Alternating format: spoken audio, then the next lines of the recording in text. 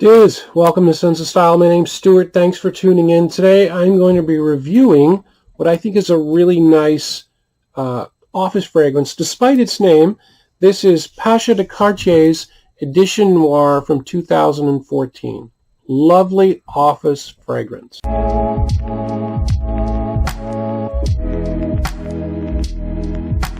Okay, so first of all, I'm going to go over the pros and cons of this. This is a roughly $50 fragrance, and in terms of quality for the money, it's pretty good. Like it's definitely a mid-range price in terms of quality. I'm going to go over the pros first. I do like the bottle. The bottle is really nice. This is a very heavy bottle. The atomizer is very good. The cover is, even though I think it's plastic, it's kind of hard to tell because it's very thick plastic, and this is, well, it seems a little heavier than plastic, but it's not metal, but it feels metal. It's a very, very nice, well-made bottle.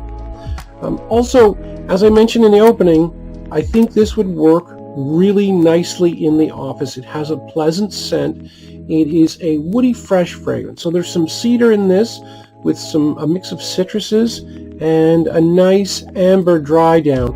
The amber is really nice in the opening. The opening of this fragrance is also really, really good.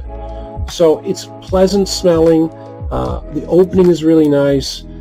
It is a quality fragrance. The bottle is attractive. A problem that I do have with this is it's a little bit misleading, at least in the context of 2022. This came out in 2014 as a flanker, a darker version of Pasha de Cartier that came out in 92. Now the 92 fragrance was more of an old school aromatic fougere type of fragrance. So of course, you know, anything that's got a little bit of sweet amber is going to feel darker than that. And I think also back in 2014, fragrances that were considered dark are not considered dark now. Since Oud came out in 2002, due to the creative director Tom Ford at YSL, he introduced Oud in 2002 with M7, and Oud, even 10 years later, was still something of a novelty. But by now, Oud is sort of standard. We're used to Oud, at least in the West. People in the Middle East have always been used to it, but we're used to it now. So what a fragrance was when made a fragrance dark in 2002 would have been much lighter than now. Because we're used to Oud, it's made our entire fragrance range darker. So yeah, this is no longer what I would consider to be, and this is Edition Noire. Noire means black in French.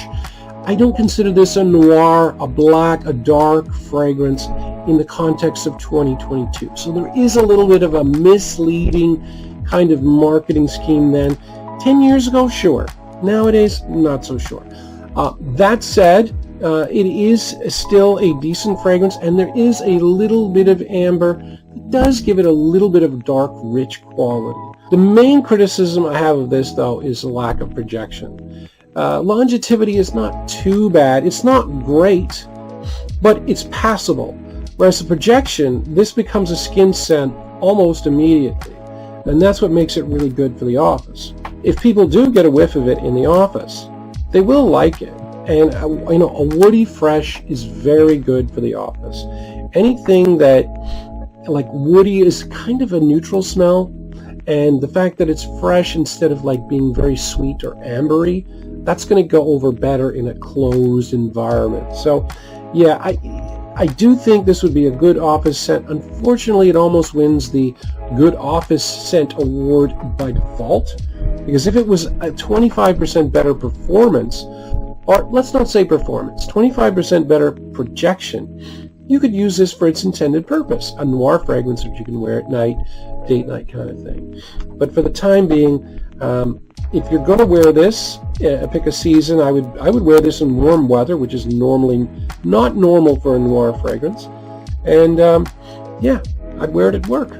One last thing, overall rating, I'm going to give it a 7 out of 10. Would have been an easy 8 or 7.5 at least if it could have performed better, but it's not quite there. Anyway, thanks for watching, guys. Take it easy.